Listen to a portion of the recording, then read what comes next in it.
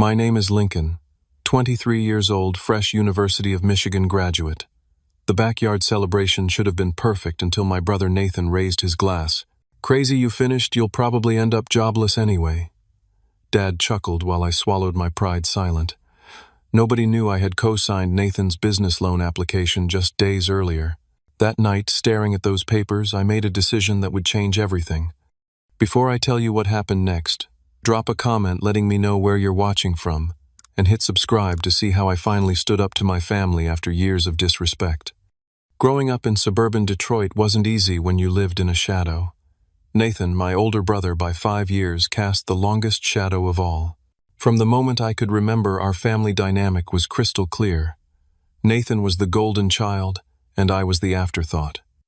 Our childhood home was nice enough from the outside, a 4-bedroom colonial with a well-kept lawn in a respectable neighborhood. But inside those walls, the invisible hierarchy was unmistakable. Nathan had the bigger bedroom, the newer clothes, and most importantly, our parents' undivided attention and admiration. My brother was naturally athletic, charismatic, and popular. He played quarterback on the high school football team, dated cheerleaders, and had a social circle that seemed to include half the town. When he walked into a room, he owned it with his loud laugh and confident swagger. Adults were charmed by his quick wit and easy smile, always telling my parents how lucky they were to have such a wonderful boy. I, on the other hand, was quiet and academically focused. Social situations made me anxious, and I found comfort in books and computers rather than parties and sports. While Nathan was scoring touchdowns, I was winning science fairs and math competitions, but somehow my achievements never seemed to measure up. "Another A on your report card. That's nice," Lincoln Mom would say with a distracted nod before turning her attention back to planning Nathan's next football banquet. Dad was even more transparent in his favoritism. "You know your brother was team captain by junior year," he'd comment, while half-heartedly glancing at my perfect SAT score. What hurt most was Nathan's subtle undermining, the backhanded compliments and dismissive remarks that chipped away at my confidence year after year. "Good job on that scholarship, bro," he'd say with a smirk. "At least being a nerd pays off sometimes." Or when I was accepted to the University of Michigan's computer science program, "Michigan's okay, I guess. Too bad you didn't get into MIT or something actually impressive." The pattern continued throughout our youth. Nathan would borrow money from me, $20 here, $50 there, with vague promises of repayment that never materialized. He'd borrow my laptop when his broke, returning it with mysterious stains and missing keys. Once he even took my car without asking, and returned it with an empty gas tank and a dented fender, laughing it off as no big deal. Despite all this, I still craved my parents' approval. I thought maybe, just maybe, if I worked hard enough and achieved enough, they'd finally see my worth. So I threw myself into academics, graduating high school as valedictorian. My speech that day was attended by Mom and Dad, who left immediately after to attend Nathan's intramural softball game. While I went to college and maintained a perfect GPA, Nathan dropped out of state after 3 semesters. He claimed college was too restrictive for his entrepreneurial spirit. What followed was a series of half-baked business ventures, a power washing service that lasted 2 months, a drop-shipping website that never made a sale, and a food truck that failed health inspection. Each failure was met with understanding and financial support from our parents. "He's finding his path," they'd explain. "Not everyone is meant for traditional education like you, Lincoln." Meanwhile, I worked part-time at the university computer lab and took summer internships to help cover my tuition and expenses. My parents contributed the minimum they could afford, explaining that Nathan's ventures needed their financial backing. "You're so good at managing money," Mom would say, as if my frugality was a choice rather than a necessity. During my senior year, Nathan announced his latest sure thing, opening a sports bar near campus. He had apparently found a location, created a business plan with someone else's help, no doubt, and needed only to secure funding. "The bank needs a co-signer," he explained during a family dinner that spring, "someone with good credit." My parents immediately volunteered me. "Lincoln has perfect credit," Dad said proudly, one of the few times he'd acknowledged any accomplishment of mine. "And he'll have a good job soon with that computer degree. The bank will love that." I sat there, fork midway to my mouth, as they discussed my financial future as if I weren't in the room. "It's what family does," Mom added, patting my hand. "We support each other." I wanted to point out the one-sided nature of this support, but instead nodded quietly. Perhaps this was my chance to finally earn my place in the family. Maybe if I helped Nathan succeed, they'd finally see me as valuable too. So I agreed to co-sign the loan application, $100,000 for startup costs, renovations, and initial inventory. Nathan assured me it was just a formality. "You won't have to pay a dime, bro. This place is going to be a gold mine." I signed the papers 1 week before my graduation with Nathan, promising he'd begin the process immediately after my ceremony and celebration. "Your graduation gift to me," he joked, not realizing how painful those words were. As I walked across the stage to receive my computer science degree with honors, I scanned the audience. Mom and Dad were there, but they were looking at their phones. Nathan hadn't even shown up. Later, I learned he was meeting with potential bar staff that day. My achievement, 4 years in the making, wasn't important enough to warrant his full attention. Little did I know that the graduation party would be where everything finally came to a head. The graduation party was my mother's idea. "We should celebrate this milestone," she insisted, though I suspected she was more excited about showing off our backyard renovation to the neighbors than celebrating my degree. It was a beautiful May afternoon, the kind that makes Michigan feel like paradise after a long winter. Our backyard was decorated with blue and maize streamers, University of Michigan colors, and a banner that read, "Congratulations, graduate," hung from the deck. Mom had ordered catering from a local deli, and Dad had set up the bar with enough alcohol to serve twice our guest list. I invited several friends from college: James, my roommate of 3 years, Sophia, my study partner from algorithm class, and a handful of others from the computer science department. These were people who had seen my hard work firsthand, who had pulled all-nighters with me before exams, and celebrated each small victory along the way. The party started at 2 o'clock. By 2:30, most guests had arrived except Nathan. My parents kept glancing at their watches, and the driveway, their attention clearly divided. "I wonder where your brother is," Mom muttered every few minutes, as if his absence was the most notable aspect of my graduation party. I tried to enjoy myself despite this, catching up with relatives I rarely saw, and accepting congratulations from family friends. Several people asked about my job prospects, and I explained that I had 3 promising interviews lined up for the following week. At 3:15, Nathan finally made his entrance. He pulled up in his new leased BMW, music blasting loudly enough to draw everyone's attention.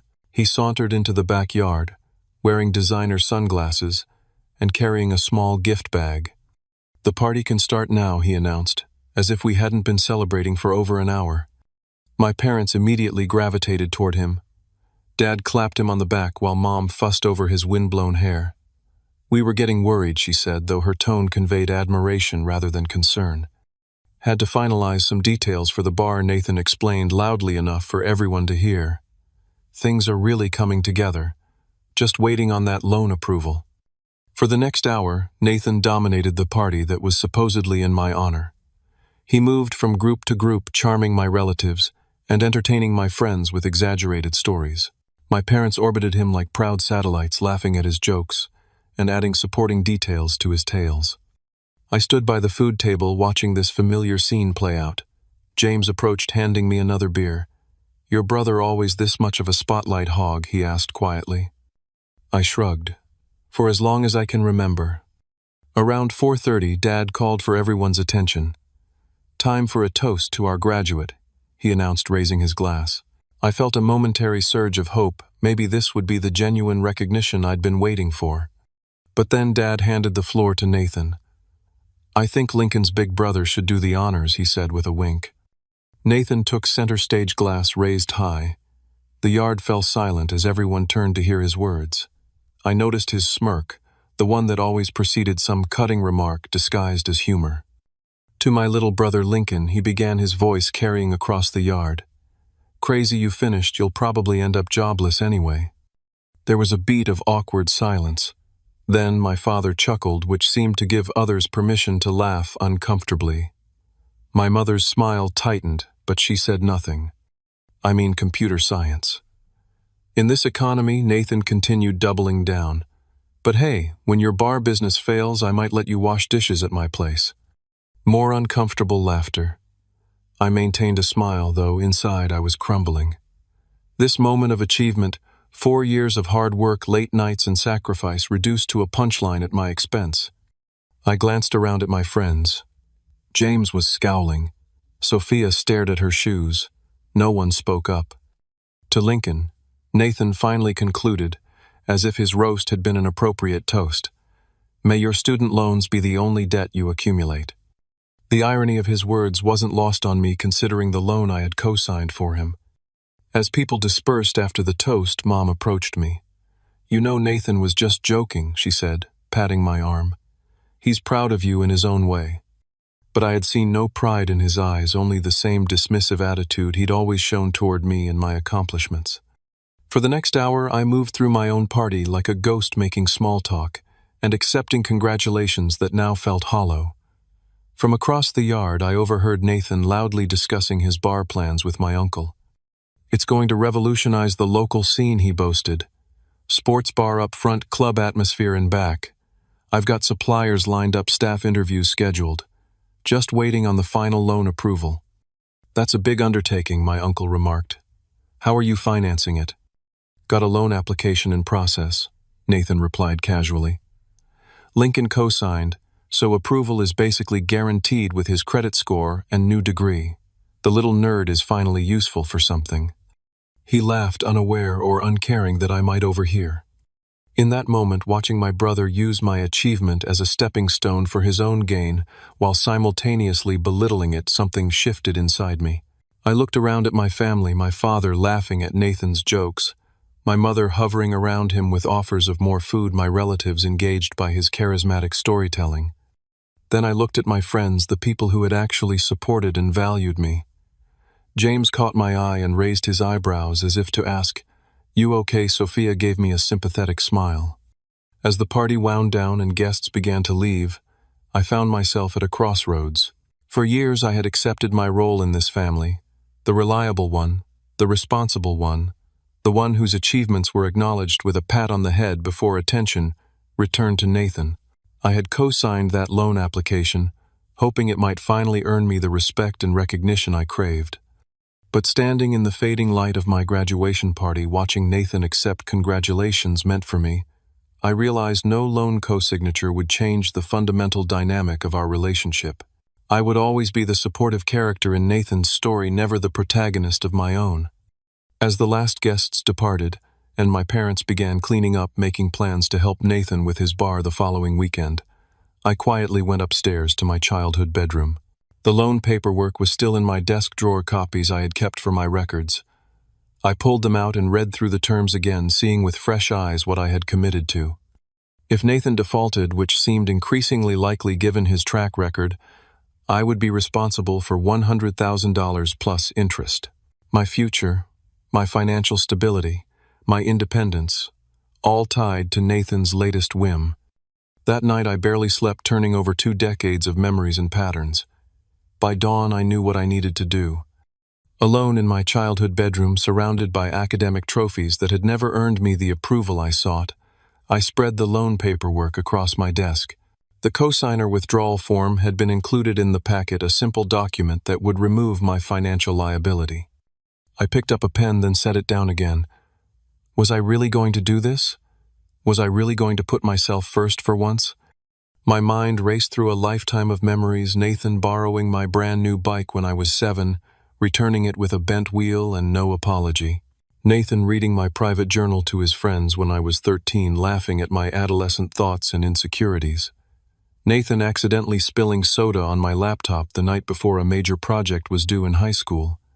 I remembered the college acceptance letters I had proudly shown my parents, only to have them glance quickly before asking if Nathan needed money for his car payment. I recalled graduation day just a week earlier, scanning the audience during my departmental honors recognition, finding only empty seats where my family should have been. Then there was today, my graduation party. Nathan turning my moment of achievement into another opportunity to belittle me. Crazy, you finished, you'll probably end up jobless anyway. My father's chuckle of approval. my mother's silent complicity. For 23 years I had been trying to earn their approval through achievement, responsibility, and self-sacrifice. For 23 years I had failed. I stared at the loan document, the magnitude of my potential financial liability sinking in. $100,000. With my name attached, my credit on the line, my future mortgaged for a brother who couldn't even show me basic respect.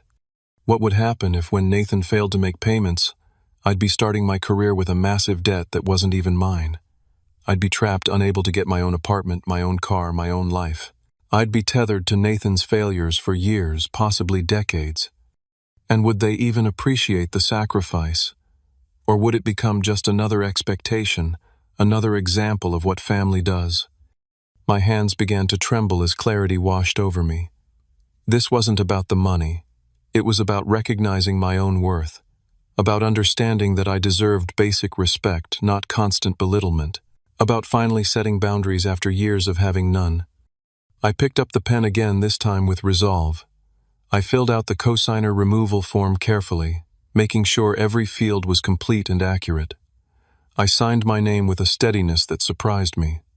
It was nearly midnight when I finished. The house was quiet, my parents and Nathan asleep.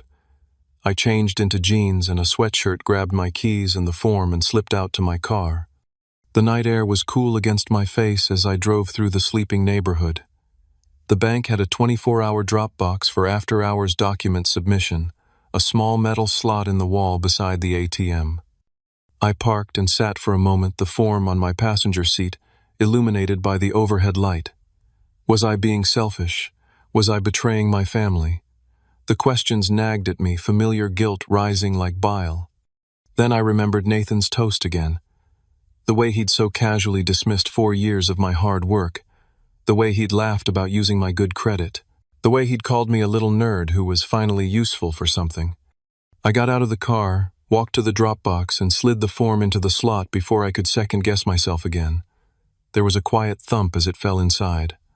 Done. Irreversible. The drive home felt surreal. I had never defied my family before, never prioritized my needs over theirs, especially not over Nathan's. My hands gripped the steering wheel so tightly my knuckles turned white. I kept waiting for regret to overtake me, but instead a strange sense of liberation began to grow. Back home, I slipped into bed but couldn't sleep. I stared at the ceiling, imagining tomorrow's fallout. Would the bank call immediately? How quickly would Nathan realize what I'd done? How would my parents react? Morning came after a restless night. I dressed and headed downstairs, finding my parents and Nathan at the breakfast table. They were discussing the bar as if yesterday's party had never happened. "I'm thinking we go with the sports memorabilia theme in the main area," Nathan was saying, gesturing with his fork. "Signed jerseys, vintage equipment, that kind of thing." "Sounds wonderful, honey," Mom replied, refilling his coffee cup. "The loan should be approved any day now," Dad added confidently. "With Lincoln's name on the application, it's practically guaranteed." They all looked up as I entered the kitchen. Mom smiled distractedly. "Good morning, Lincoln. There's coffee in the pot." I poured myself a cup, sat down, and waited. The clock on the microwave read 8:40. The bank would open at 9. It was only a matter of time. The kitchen clock ticked steadily as we sat around the breakfast table. Nathan was still talking about his bar plans, sketching layout ideas on a napkin, while Mom and Dad offered suggestions. I remained quiet, nursing my coffee, watching the minutes pass. 9 o'clock came and went. 9:30. My stomach tightened with each passing moment. Had the bank received my form, would they process it today? At precisely 9:12, Nathan's phone rang. He glanced at the screen, his face brightening. "It's the bank," he announced, standing up, probably calling about the loan approval. He answered with confidence, moving toward the living room for privacy. "Hello, yes, this is Nathan speaking." I couldn't hear the other side of the conversation, but I could see Nathan's expression change from anticipation to confusion, then to disbelief. "What do you mean, denied? That can't be right," his voice rose. "We submitted everything correctly. My brother co-signed. His credit score is practically perfect." More silence.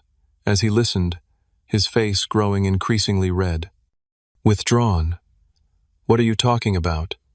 No one withdrew anything. Another pause. When last night, that's impossible. My parents exchanged concerned glances. Dad stood up, moving closer to Nathan, trying to understand what was happening. Can you reprocess it? There must be some mistake.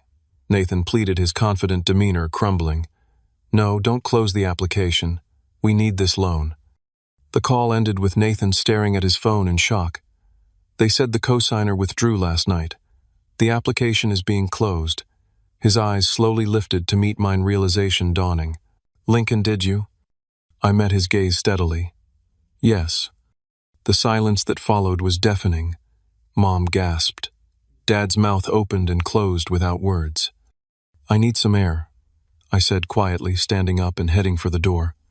Lincoln, wait, Mom called, but I kept walking.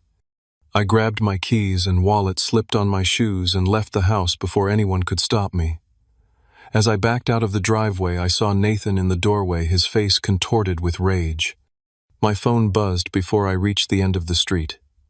A text from Nathan, all capital letters. What did you do? The loan got rejected, call me now. I pulled over and typed a calm response. I removed myself as cosigner. I'm not comfortable putting my financial future at risk. More texts flooded in. You can't do this to me. The bar deal will fall through without that loan. Mom and Dad are freaking out. I thought we were family. That last one hit a nerve. Family. The word had been used to manipulate me for years. Family helps each other. Family sacrifices. Family puts others first. But when had Nathan ever put anyone ahead of himself? My phone started ringing. Mom calling. I silenced it and drove to a coffee shop across town, a quiet place where I could gather my thoughts. As I sat with my latte, the notifications continued. 3 missed calls from Mom, 5 from Nathan, 1 from Dad, voicemails and texts piling up. I called James, needing a friendly voice. Hey, can you meet me at Riverside Coffee? I could use some moral support. 20 minutes later, James slid into the seat across from me. You look like hell, he observed. I removed myself from Nathan's loan application, I explained. They found out this morning. James nodded slowly. About time you stood up to them. That toast yesterday was brutal. It wasn't just the toast, I sighed. It's been my whole life. James listened as I unpacked years of being second best, of Nathan's constant undermining of my parents' blind spot when it came to their golden child. It felt good to verbalize what I had kept inside for so long. You did the right thing, James assured me when I finished. That loan would have ruined you financially. They're making me feel like I betrayed them, I admitted. Like I'm the villain here. Classic manipulation, James replied. They're angry because you disrupted the dynamic. Nathan needs to learn to stand on his own 2 feet. As we talked, the coffee shop door burst open. Nathan stormed in, scanning the room until he spotted us. His face was flushed, his movements jerky with anger. There you are, he growled, approaching our table. You need to fix this. Now. Heads turned at his loud voice. I felt my chest tighten with anxiety, but forced myself to remain calm. I'm not changing my mind, Nathan. Do you have any idea what you've done? He hissed, leaning over the table. I put down a deposit on that building. I've hired staff. I've ordered inventory. That sounds like poor planning, I replied evenly. You shouldn't have done all that before securing financing. His eyes widened at my response. He wasn't used to me pushing back. You said you would co-sign. You gave your word. And you said you'd repay the loan, I countered. But your track record doesn't inspire confidence. I'm not risking my financial future on another one of your schemes. Schemes, he sputtered. This is a legitimate business opportunity. Just like the power washing service, the dropshipping website, the food truck. I shook my head. I'm not doing this anymore, Nathan. I'm not your safety net. Several people were watching now, uncomfortable witnesses to our family drama. Nathan noticed the attention and lowered his voice, though his intensity didn't diminish. Mom and Dad are devastated, he said, switching tactics. They can't believe you'd do this to your own brother. I didn't do anything to you, I replied. I simply chose not to put myself at financial risk. There's a difference. Nathan's face darkened. You've always been jealous of me. This is your revenge for all the times I outshined you." James snorted, earning a glare from Nathan. "This isn't about jealousy," I said.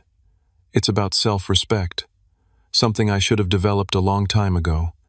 Nathan stared at me, seemingly at a loss for words. Then he straightened up his jaw tight. "This isn't over. You're coming home right now to talk to Mom and Dad." It wasn't a request. It was a command, delivered with the confidence of someone used to being obeyed. In the past, I might have complied, just to keep the peace, but not today. "I'll come home when I'm ready," I said firmly, "and we'll have a family discussion like adults." Nathan's nostrils flared. For a moment, I thought he might cause a scene right there in the coffee shop. Instead, he pointed a finger at me. "Be home by noon, or don't bother coming back at all." With that, he turned and stormed out the door, slamming behind him. James whistled low. That went well. I let out a shaky breath, the adrenaline leaving my system. I have to go back and face them eventually. "Want me to come with you?" James offered. I considered it, then shook my head. This is something I need to do myself." We finished our coffees, talking through potential scenarios and outcomes. By 11:30, I felt prepared enough to return home and face whatever awaited me. "Call me if you need an extraction," James said as we parted in the parking lot. "I can be there in 15 minutes. I nodded gratefully, then got in my car and headed back to the house, unsure of what reception awaited me, but certain that things would never be the same again. The drive home felt like marching toward a battlefield. My hands trembled slightly on the steering wheel, but my resolve remained firm. Years of suppressed feelings and unspoken truths were about to surface, and there was no turning back. I pulled into the driveway at 11:58, 2 minutes before Nathan's ultimatum expired. The house looked deceptively peaceful from outside, no indication of the storm brewing within. Taking a deep breath, I walked to the front door and entered. Voices from the living room fell silent at the sound of my arrival. I hung my keys on the hook by the door, a small, normal action that felt strangely significant in the moment. I found them all waiting. Mom perched anxiously on the edge of the sofa, Dad standing by the fireplace with his arms crossed, and Nathan pacing between them like a caged animal. Finally, Nathan snapped when I appeared in the doorway. "Time to fix the mess you've made." "Lincoln, sit down," Dad said, gesturing to an armchair across from Mom. His tone was measured but cold. "We need to discuss what you've done." I took the offered seat, noticing how they had positioned themselves 3 against 1. The family dynamic visualized perfectly in our seating arrangement. "Why would you do this?" Mom asked, her voice wavering between hurt and anger. "Why would you sabotage your brother's future like this?"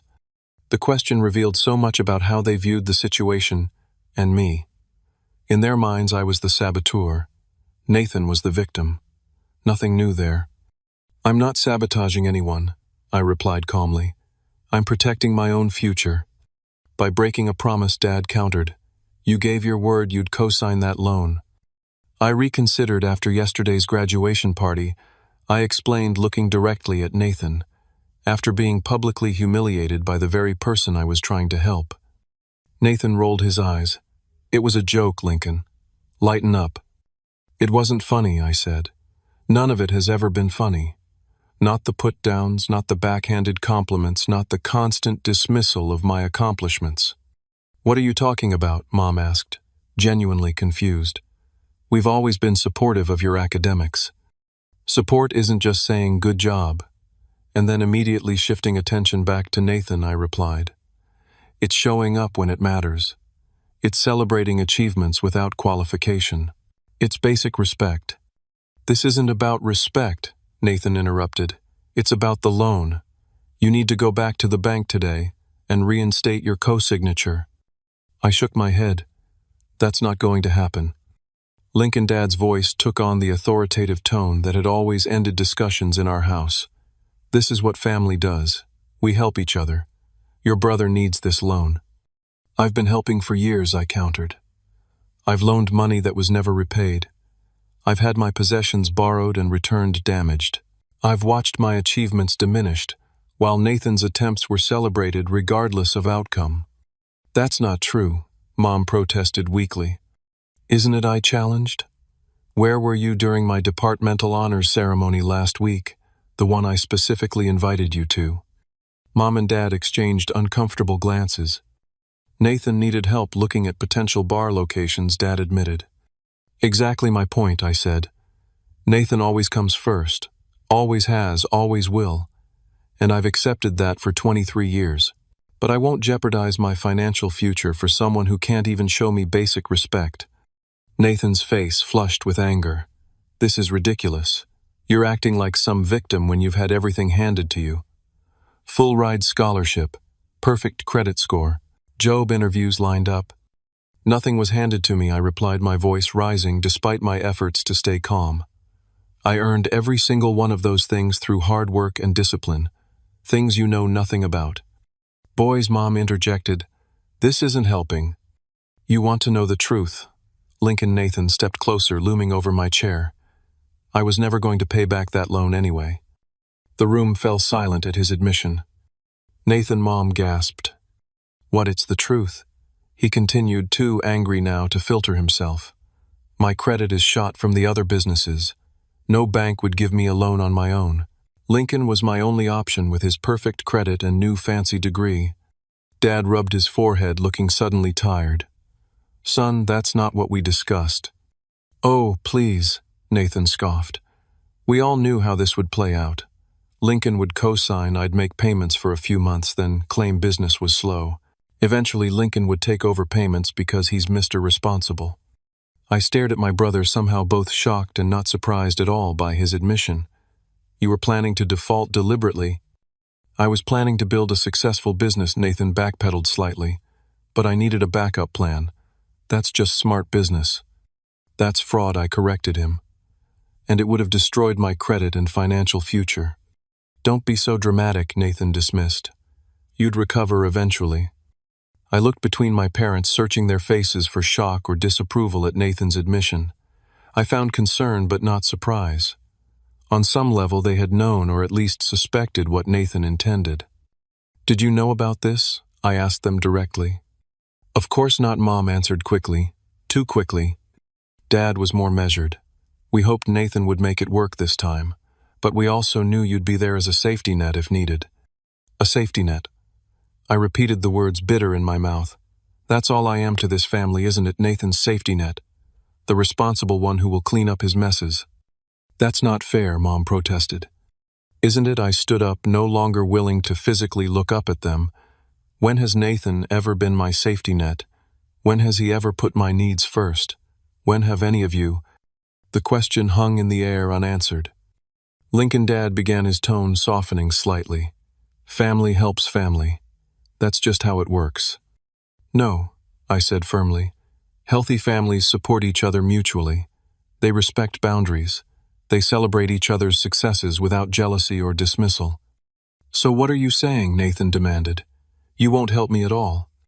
I'm saying I won't co-sign a loan that you've admitted you plan to default on, I clarified. And I'm saying things need to change in this family if I'm going to remain part of it. Are you threatening to cut us off? Mom looked horrified. I'm setting boundaries, I corrected her. Either you acknowledge the pattern of favoritism and disrespect, and we work together to change it, or I'll need to distance myself for my own well-being. This is ridiculous. Nathan threw up his hands. He doesn't get the loan, so now he's throwing a tantrum. This isn't about the loan, I repeated. It's about 23 years of being treated like I matter less than Nathan. 23 years of having my achievements diminished while his failures are excused. 23 years of giving without receiving. I turned to my parents. Can you honestly say you've treated us equally? That you've given us the same support, attention, and respect? Mom looked down at her hands. Dad's gaze shifted to the window. Their silence was answer enough.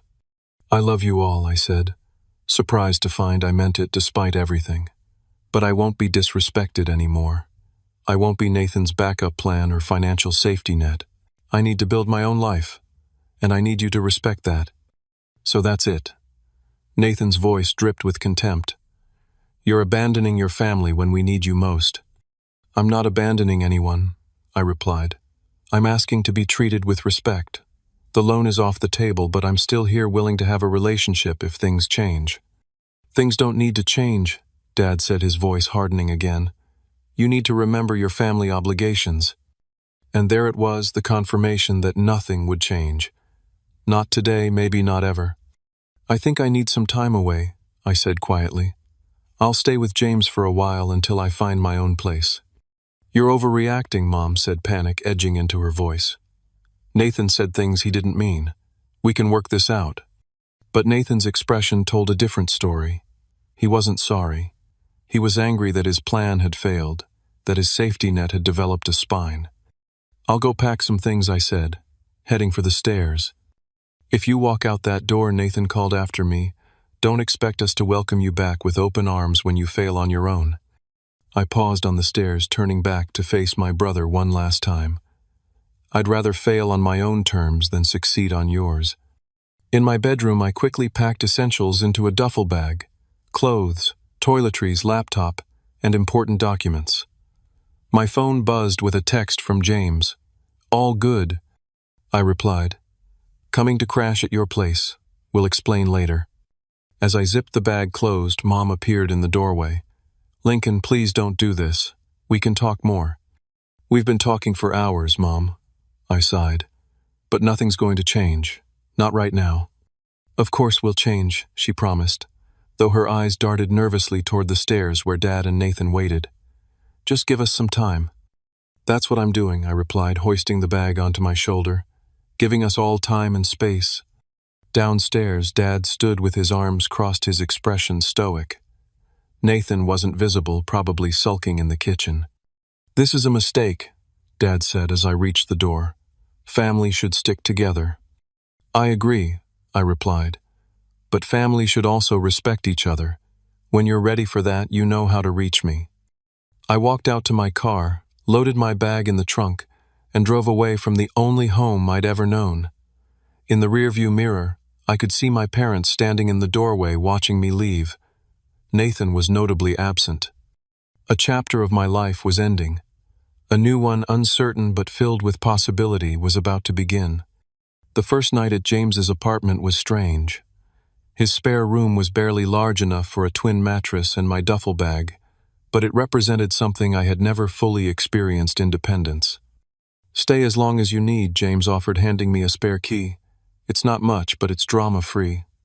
Thanks, I said, the word inadequate for my gratitude. This is temporary. I'll start apartment hunting tomorrow. James shrugged. No rush. Focus on those job interviews first.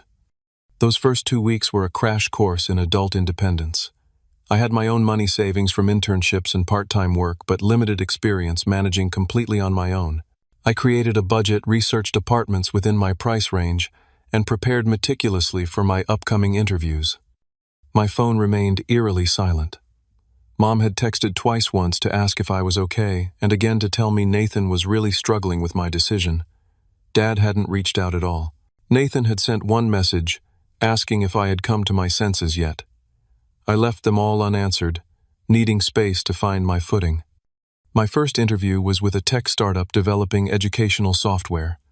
The office was modern and bright, the team young and enthusiastic. I presented my portfolio of projects from college, explained my approach to problem solving, and discussed my vision for making educational technology more accessible. When can you start? The hiring manager asked at the end of our conversation. I blinked in surprise. You're offering me the position? She nodded.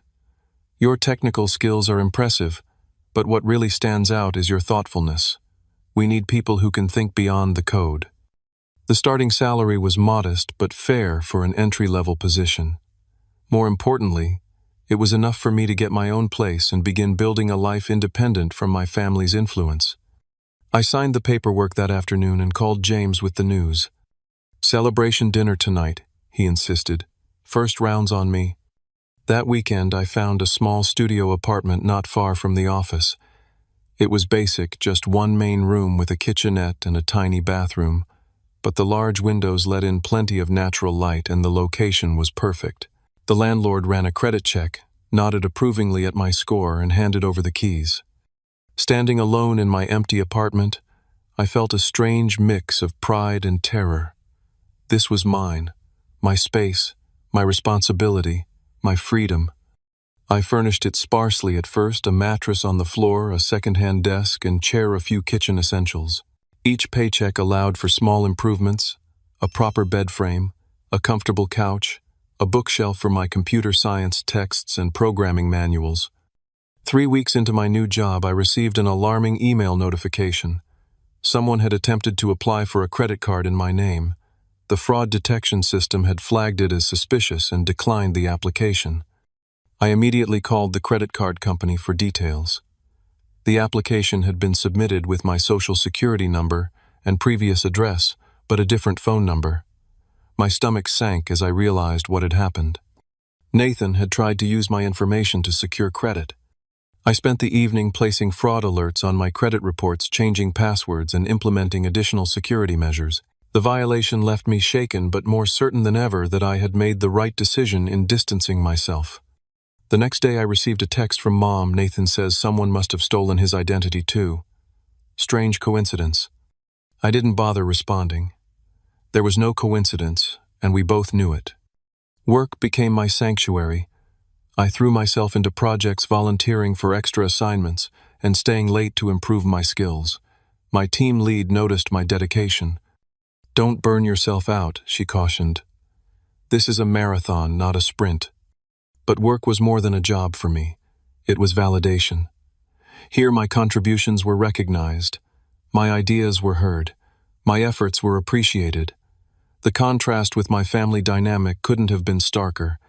I began making friends among my colleagues.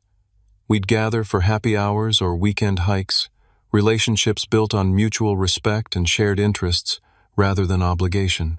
I discovered I was more social than I'd believed. I had simply needed the right environment to flourish. 3 months into my job, I was assigned to lead a small project team developing a new feature for our main product. The responsibility was both terrifying and exhilarating. I scheduled meetings, delegated tasks, and managed timelines, discovering leadership abilities I hadn't known I possessed.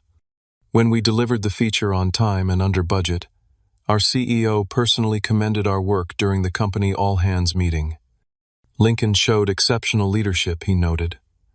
"This is exactly the kind of initiative we value here." That evening I called James to share the news. "They're already talking about a promotion track," I told him, still a bit dazed by the recognition. "Not surprised," James replied. "You were always capable. You just needed people who could see it." As summer turned to fall, I settled into a rhythm of work, social activities, and personal projects. I had joined a local coding meetup where I was helping mentor beginners. I had started taking weekend hikes in the nearby state park. I was building a life that felt authentically mine. Occasionally, news of my family reached me through mutual acquaintances. Nathan's bar plans had indeed collapsed without financing. He had moved back home temporarily, while pursuing his next venture, some kind of subscription box service for sports fans. 6 months after starting my job, I received my first performance review. My manager was effusive in her praise, noting my technical skills, team collaboration, and creative problem-solving. She slid a paper across the desk, a promotion offer, with a substantial salary increase. "We don't normally do this so soon," she explained, "but you've become indispensable to the team." I signed the paperwork with a steady hand, remembering Nathan's graduation toast. "Crazy you finished. You'll probably end up jobless anyway." The memory no longer stung. Instead, it fueled my determination to succeed on my own terms. That Thanksgiving, I declined my mother's tentative invitation to come home for the holiday. Instead, I joined a Friendsgiving, hosted by a colleague who had gathered other holiday orphans with nowhere to go. Surrounded by new friends, contributing my admittedly amateur cooking skills to the communal meal, I realized I had built something precious, a chosen family based on mutual respect and genuine affection. As Christmas approached, the inevitable family pressure increased. Mom called several times, her voice increasingly desperate. "It's Christmas, Lincoln. Family should be together at Christmas." I remained firm but gentle. "I'm not ready, Mom. Maybe next year." What I didn't tell her was that Nathan had recently texted me asking for money, just a small loan to tide me over until my new business takes off. I had blocked his number immediately afterward. Instead of going home, I volunteered at a local shelter, serving holiday meals, then spent Christmas evening with James and his girlfriend exchanging modest gifts and watching classic movies. It wasn't the traditional family Christmas I had grown up with, but it was warm, genuine, and drama-free. By spring, I had saved enough for a down payment on a small condo closer to the city center. The purchase represented more than just property ownership, it was tangible proof of my independence and success. As I signed the closing documents, I remembered the loan I had refused to co-sign for Nathan. In just 1 year, I had gone from nearly committing to a 6-figure debt for someone else's dream to investing in my own future. The symmetry wasn't lost on me. The day I moved into my condo, I received an unexpected email from my father, the first direct communication since I had left home. "Your mother and I drove by your new place yesterday," he wrote. "Looks nice. Things are difficult here. Nathan's latest venture failed. He's struggling. We're struggling too financially. Call when you can." I sat on my new couch in my new home staring at those words.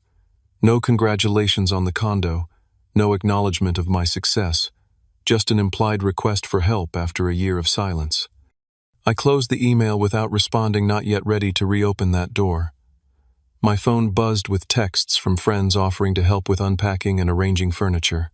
These were people who celebrated my successes without qualification, who supported me without exploitation. As I looked around at my new home, I realized I had built more than just a career and a place to live. I had built self-respect, boundaries, and authentic relationships. I had discovered my own worth independent of family validation. And that perhaps was the greatest achievement of all. 1 year turned into 2. My career continued to flourish with another promotion and increasing responsibilities. I had established myself as a respected developer in the local tech community, occasionally speaking at conferences and mentoring junior programmers. My personal life had expanded in ways I never anticipated. I had developed a close circle of friends who shared my interests and values. I had even started dating Melissa, a UX designer I met at a tech meetup, whose quick wit and genuine warmth had gradually broken through my carefully constructed walls.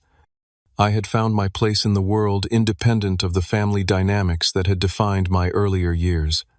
Then on an ordinary Tuesday afternoon, an email appeared in my inbox. "Lincoln, I was hoping we could meet for coffee sometime this week. There are things I need to say in person. Mom." I stared at those words, my finger hovering over the delete button. 2 years of minimal contact, occasional brief text exchanges on holidays and birthdays, but nothing substantial. Why now? After sleeping on it, I replied with a time and place, a neutral coffee shop downtown, busy enough to discourage drama but quiet enough for conversation. She was already waiting when I arrived, looking smaller, somehow more fragile than I remembered. Her hair had more gray and fine lines had formed around her eyes. She stood awkwardly when she saw me, as if unsure whether to offer a hug. I made the decision for her, stepping forward and embracing her briefly before sitting down. "You look good," she said, studying my face. "Healthy. Happy." "I am," I confirmed. "Work is great. I just bought a newer, larger condo. Life is good." She nodded, twisting her wedding ring, a nervous habit I had forgotten until that moment. "Lincoln, I owe you an apology," she began, her voice unsteady. "A long overdue apology." I stayed silent, giving her space to continue. "You were right about the favoritism," she admitted. "Your father and I, we always gave Nathan more leeway, more attention. We made excuses for his behavior while holding you to a higher standard." The acknowledgement so long desired felt surreal. "What brought this on?" I asked, not unkindly. She sighed deeply. "Reality has a way of catching up eventually. Nathan's latest failure cost us nearly everything." "What happened?" "He convinced your father to remortgage the house to fund another business venture, some kind of sports memorabilia authentication service." She shook her head. "It collapsed within months. The bank foreclosed 3 weeks ago." I felt a pang of sympathy despite myself. "Where are you staying?" "With my sister for now," she replied. "Your father's pride island. It's been difficult for him." "And Nathan?" Her expression hardened slightly. "He moved in with a girlfriend the day before the foreclosure. Hasn't called since." The irony wasn't lost on me. Nathan, the golden child who could do no wrong, had abandoned them when they needed him most. I, the one who had been labeled selfish for establishing boundaries, was sitting here listening to my mother's troubles. I'm sorry to hear that I said and meant it. No matter our past, I didn't wish homelessness on my parents. We made so many mistakes, Lincoln. She continued, tears welling in her eyes. We enabled Nathan's worst traits. We took your responsibility and reliability for granted. We never gave you the recognition you deserved. I had imagined this conversation many times over the years, but the reality was more complicated than my fantasies. There was no satisfaction in seeing my mother broken, in hearing her admit what I had always known to be true. Why are you telling me this now? I asked gently. Because you deserved to hear it years ago, she replied. And because I miss my son, the good one, the one who built a life to be proud of despite our failures as parents. We talked for nearly 3 hours, covering ground I had never expected to traverse with my mother. She spoke candidly about the patterns that had developed since our childhood, about her growing awareness of the damage they had caused, about her regrets.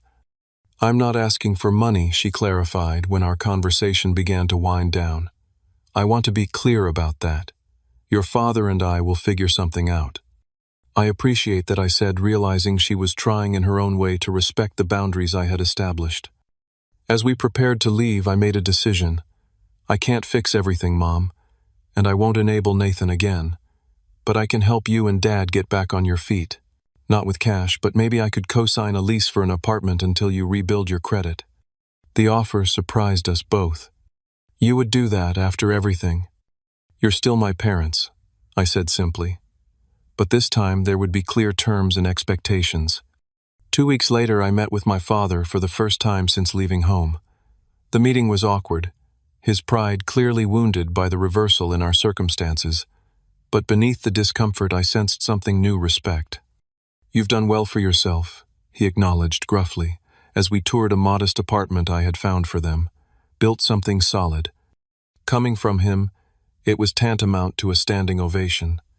I helped them secure the lease with my co-signature, established a timeline for them to rebuild their credit, and set clear boundaries about financial responsibility.